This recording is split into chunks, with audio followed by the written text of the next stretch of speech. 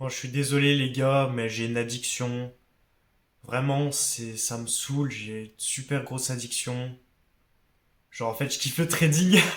Ok, bonjour à tous. Aujourd'hui, on est le jour 39 pour réussir dans le trading en partant de zéro. Qu'est-ce qu'on va voir durant cette vidéo? Je vais tout simplement vous montrer le backtest que j'ai fait hier soir, donc j'ai fini à 22h30. Donc c'était tard, mais je vous avais fait un post, je vous avais dit que de toute façon, voilà, on allait trader jusqu'à ce que mort s'ensuive. Du coup, je vais vous montrer le backtest que j'ai fait hier soir. J'ai fait juste 2 journées, mais ça fait pas mal de trades, vous allez voir. Du coup, comme vous pouvez voir, j'ai fait 56 R en 2 jours, donc j'ai commencé le jeudi, j'ai fini le vendredi. Donc on peut voir que j'ai commencé avec des trades à 5%, donc c'était plutôt pas mal. Donc je vais vous montrer ça rapidement comme ça, mais on va passer directement ici, parce que c'est là que c'est le plus important. Et je vais vous expliquer ça. Donc là vous voyez, on est le jeudi 1er février. Donc moi je commence à trader à 8h. Donc on va utiliser l'outil replay, écoutez. Donc là il était 8h, voilà. Donc on avait le haut de ma session asiatique, le bas de ma session asiatique. Qu'est-ce que j'avais fait aussi? Je trace toujours mes previous daily high, previous daily low, previous weekly high, previous weekly low. Bref, vous avez compris. Bon, allez, là, vous allez pas trop voir, mais bref, là, on a le previous monthly low, previous weekly high, previous monthly high, le previous daily low. Où est-ce qu'il était? Il est tout simplement là. On le trace, previous daily low. On trace le previous daily high qui est ici, tout simplement. Donc tous ces traits que je place, c'est des zones de liquidité extérieures. Donc voilà, ce sera des zones de liquidité à venir chercher, très importantes. Je vais tracer déjà mon Fibo pour le point bas, le point haut. Donc on est dans cette structure de marché, vous voyez. Et comme vous pouvez voir, on est en zone discount. Donc là, je vais me concentrer que sur des achats. Mais je ne vais pas rentrer tant qu'il n'y a pas une liquidité extérieure qui a été prise. Qu'est-ce que j'entends par liquidité extérieure? Je vais tout simplement aller chercher des previous daily high, previous daily low, ou des Asian Session High, Asian Session Low. Dans ce cas-là, on va aller chercher Asian Session Low et on a le Previous Daily Low qui est juste en dessous, donc ce sera très intéressant de casser ces deux-là. Une fois qu'on aura cassé, ce sera très intéressant d'acheter, parce que là, vous voyez qu'on est en zone de discount, donc on va chercher que des achats. On va aller voir ça. Donc c'était hier soir, j'ai pas revu mes trades avant de faire cette vidéo. Tout simplement vous montrer précisément comment j'analyse mes trades. Donc là, tout simplement, je vais mettre en 5 minutes et je vais attendre qu'on casse du coup les deux liquidités, parce que admettons que je rentre ici. Ben, tout simplement, on a une liquidité juste en bas. On a le previous daily low que ce sera débile parce que ceux qui manipulent le prix, les institutions, tout ça, vont aller chercher cette liquidité. Je sais pas après si les institutions manipulent le prix. Mais bref, moi, c'est comme ça que je fonctionne et ça marche pour moi pour l'instant. En tout cas, en backtest, ça marche. Même si c'est pas vraiment le cas. Donc, il est 8h. La session de Londres commence. Là, vous voyez qu'on prend les deux liquidités. Donc là, ce sera intéressant. Donc, je vais pas me positionner tout de suite en achat. Pourquoi? Tout simplement, je vais attendre d'avoir un setup. Ici, on va chercher une accumulation. L'accumulation, c'est pour les achats, la distribution, c'est pour les ventes. Et bref, donc on est dans une nouvelle structure. Moi, je vais mettre en 15 minutes. Vous voyez que là, on est dans une structure qui est vraiment assez énorme. Moi, je vais la tracer comme ça, d'ici à ici. Même là, je peux même la mettre en dessous parce que depuis janvier, donc ça fait bientôt un mois qu'on évolue dans cette structure, vous voyez. Donc par exemple, si je me mets en 1 heure, ça sera plus...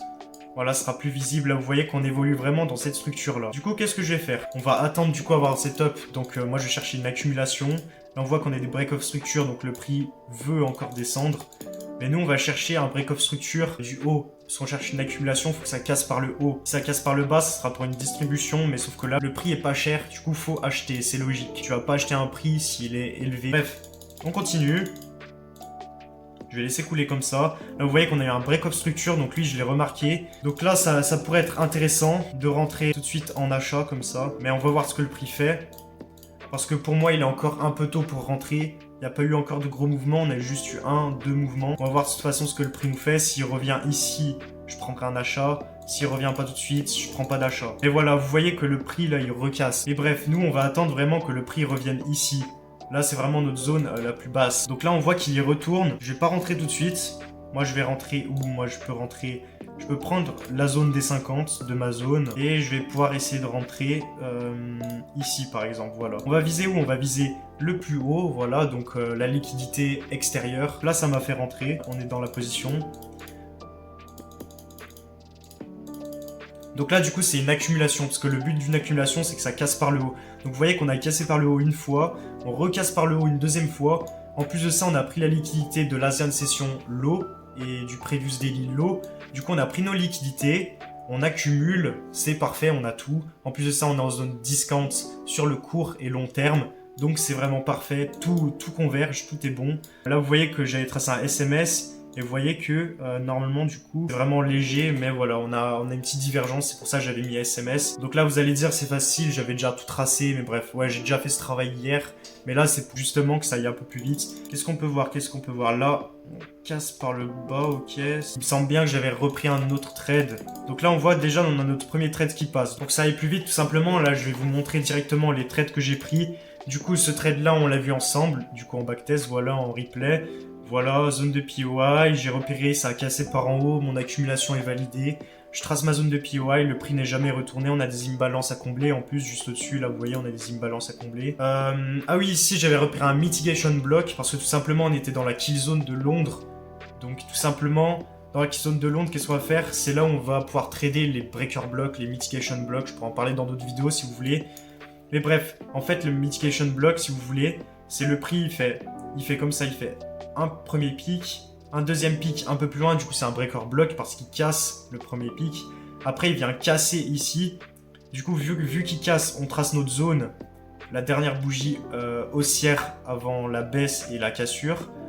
Du coup on trace notre zone, j'ai pris ma zone des 50, hop le retest, je me suis placé au retest. J'ai placé mon SL assez bas, mais je crois qu'après je l'avais mis un peu plus proche et j'avais visé justement le high. Là aussi c'est pareil pour ce trade là, j'avais visé le high.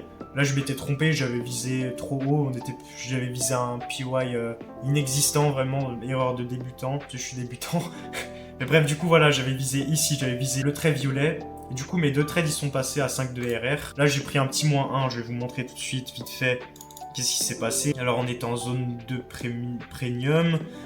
Du coup j'avais essayé de repérer une distribution. Donc j'avais repéré que ça cassait par le bas, en plus on avait un equal low, on est venu le chercher. J'ai essayé de me placer là, mais en fait le prix, bah en fait il est remonté.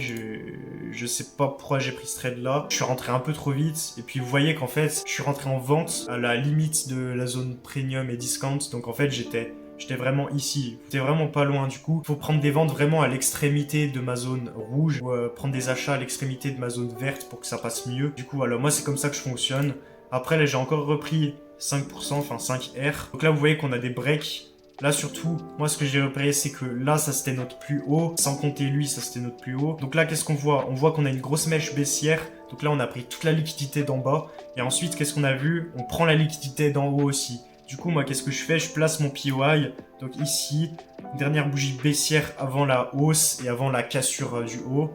Je me positionne. Je prends ma zone des 50. Mon objectif, j'ai visé tout simplement le dernier high là, mais j'aurais pu viser la liquidité extérieure qui était ici ou le PY là. Et où est-ce que j'ai arrêté? J'ai arrêté là, mais j'aurais grave pu en fait aller viser le PY qu'on avait en haut. Ok les gars, du coup je vous ferai deux vidéos en fait. Donc la première vidéo en fait je vais juste vous montrer les trades que j'ai fait du coup hier soir. J'ai réussi à prendre plus de 50 R. Et dans une prochaine vidéo justement on fera une vidéo exprès où je fais que un backtest. Genre, je fais 1 heure de backtest devant vous. Du coup, qu'est-ce qu'on va faire là? Tout simplement, je vais continuer de vous montrer mes trades.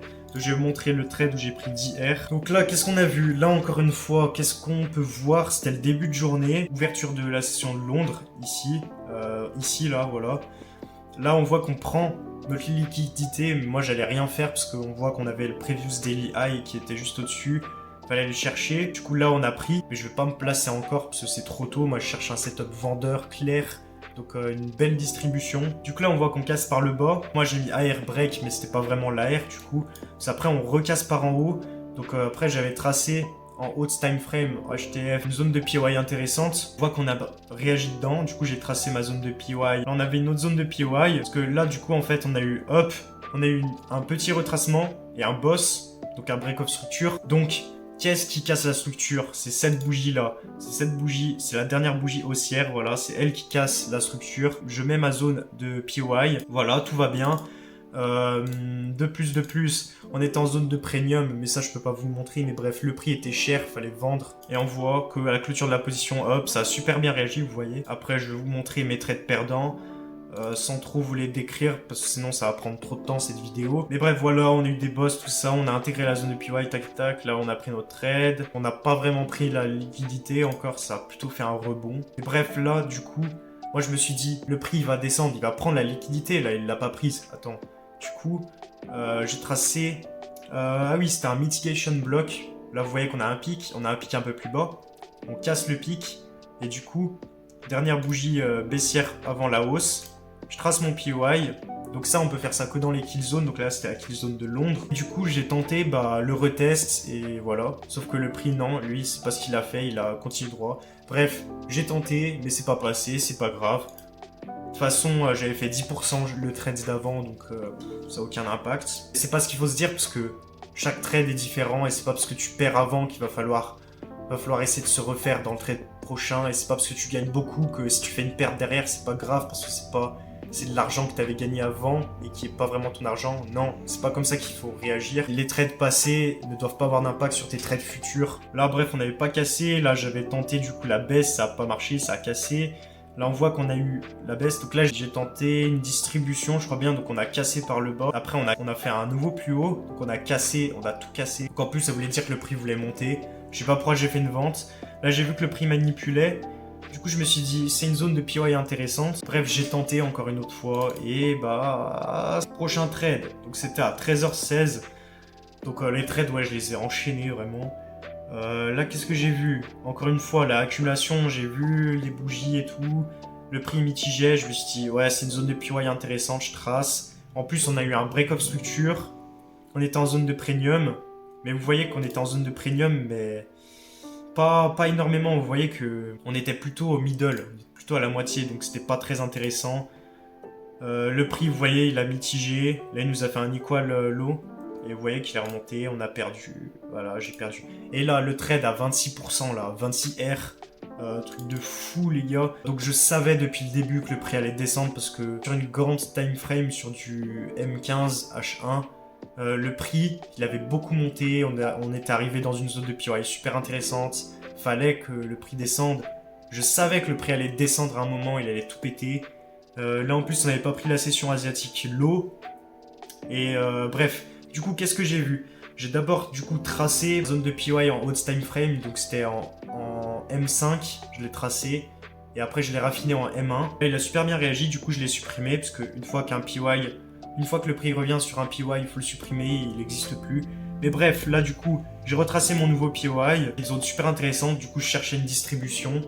Donc là, on peut voir une distribution, clairement. Ce qu'il faut retenir, c'est que ça casse par le bas. Nous, c'est ce qu'on recherche. Oh, j'ai placé ma zone de POI. C'était la zone intéressante. On avait des imbalances à combler, tout ça. Fallait qu'on vienne chercher là pour après faire la grosse baisse. Sur du court time frame, sur du long time frame, on était tout simplement en zone de premium. Tout était parfait, tout était parfait. Et vous voyez que ça a à peine méché. Donc là, je me suis mis sur du M5 parce que vous voyez que wow, on a eu une super bougie. Et du coup, j'ai tracé le prochain POI qu'on avait dans la zone de discount. Juste après, j'ai eu un petit -1. Pourquoi j'ai tracé du coup mon POI, j'ai pris la zone de 50 après la grosse baisse. Et j'ai voulu chercher un achat, sauf qu'après une grosse baisse, le prix mitige. Du coup, c'était débile et c'est pas passé. Merde, je vous ai pas montré. Bref, du coup, voilà, le prix mitigé. En plus, il voulait continuer de descendre. Et ensuite, là, tout simplement, qu'est-ce que j'avais repéré? Je cherchais du coup une accumulation. Qu'est-ce qu'on a eu? On a un boss. On a eu encore un boss. Donc là, on est grave descendu. Du coup, j'ai tracé mon Fibo sur le court terme. Donc là, on a notre plus haut, notre plus bas. Donc on évolue dans cette structure de marché. Je place mon POI. Là, on était en zone rouge. C'était intéressant de vendre. Du coup, je suis allé chercher l'extrême POI, donc la liquidité extérieure. Et vous voyez que c'est passé, tout simplement. En plus de ça, on avait un equal low, là. On est allé chercher, encore une fois.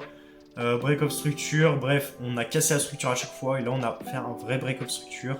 Et on est allé chercher mon previous daily low. Et voilà, c'était les trades d'hier soir. Ça m'a fait un total de 56 R en 13 trades. Mais bref, du coup, on fera une prochaine vidéo, je ferai un backtest. Et vous verrez du coup comment je trade précisément tout ça. Je ferai pas de montage, voilà. En tout cas, moi sur ce, je vous souhaite une très bonne journée. À bientôt, c'était Nathan.